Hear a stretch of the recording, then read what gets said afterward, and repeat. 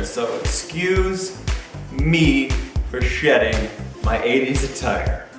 Ready Player One takes place in the future in the year 2044, and reality is terrible. The real world sucks. There's an energy crisis. People have to live in these trailer park stacks because nobody's cars work anymore, and everyone tries to move into the cities and there's not enough room, so they build these trailer park stacks. It was awesome. But there's also this other world, the virtual world called the Oasis, that everybody escapes into, and this is a paradise where you can build anything, become anyone you want to be, and virtual reality. Yeah, you know how it goes. From the very first sentence, I was sucked into this. Everyone my age remembers where they were and what they were doing when they first heard about the contest.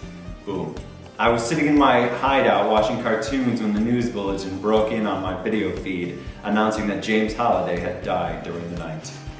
I'm just so intrigued. Hideout, James Holliday, who's this? Why is it so important that he's dead? Everyone remembers where they were? Well, geez, this moment has gravity, and it only continues on from there. The first chapter really only gives you brief instances of what the world looks like, just to get an idea. Then it moves on to what's important, which is plot. And instantly you know what the plot of this book is at the end of the first chapter, which I love, because then you can just sit back and relax. You don't have to worry about what's the plot gonna be, where's it gonna come up, what do I have to pay attention to. You just know. And then you can just relax, you can just enjoy the book. No spoilers here, but it's very futuristic Willy Wonka-esque. Okay, so obviously the author grew up in the 80s and is obsessed with the 80s, and he made one of the most important characters also grow up in the 80s, James Holliday. And he created the Oasis world with heavy 80s influences, which in turn, since the Oasis is so popular, propagated through the entire culture, and now the 80s has risen again and everyone's into it, and there's like complete economies built upon this 80s culture, and like it's cool, it's retro, and it all fits together very nicely. There's tons of references to old video games and old TV shows and movies from the 80s, and music. Almost every chance I got, when he mentions a song that's playing in the background or whatever, I had to look it up, and I just played it on my computer while I was reading. And it was cool. It just made the book that much more immersive, similar to virtual reality. You get more than just one of the senses going here, and it makes it a really rich experience. Literally on page 7, I had to text my friend and be like, dude, you need to read this book. You're gonna love it. I know it. I just know it immediately. It only took me 7 pages to realize this book was amazing. And it did not disappoint. The writing is flawless.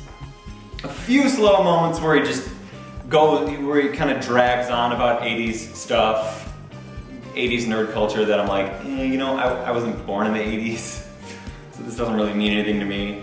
It's kind of all over my head, but the world building is spectacular. By page 32, not only do I understand the real world, but also the virtual world, and they are both equally breathtaking.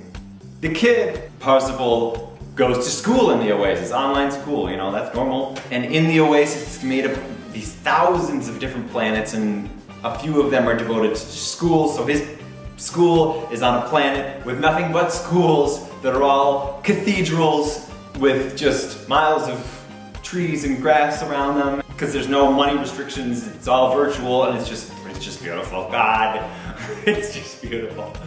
Like, I found myself, when I stopped reading, I found myself behaving like characters and wanting to go back into the Oasis. I wanted to go back into the book and just, you know, experience all the Oasis had to offer. This book is an experience. My only gripe is that sometimes it's a little too much 80s.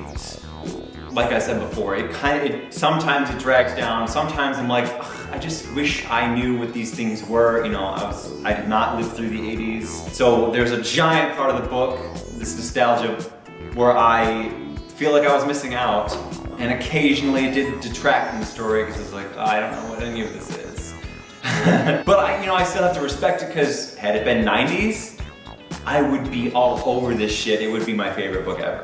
So I get it. I'm not gonna let that take away from the book, because he's very clear about everything in the media and the culture from the 80s. So while I may not have that nostalgia attached to it, I can still look it up and still get a great visual of what these things looked like or sounded like, which I did many times.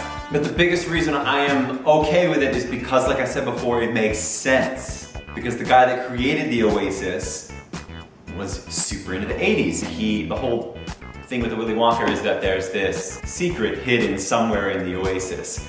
And to find it, you need to pretty much know everything about the creator, James Holliday, who was obsessed with the 80s. And he left this like almanac, this nerd Bible, if you will, which people just scour. Like I said, economies are built off of this thing, studying it and searching the thousands of planets for clues, and everything in it is 80s, so everyone has to know about the 80s, so it makes a lot of sense as to why only the 80s are highlighted in this book and no other decade. I also tested the audiobook for a few chapters, and it was fantastically done. The best audiobook I've listened to so far, read by Will Wheaton from Star Trek. Yes, he just did a fantastic job. It enhanced the experience, honestly.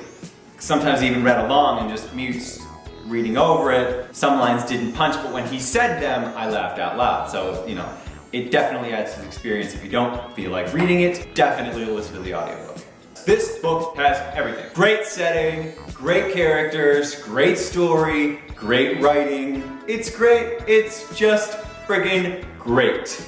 And for the first time on BookTube, I award Ready Player One an instant classic.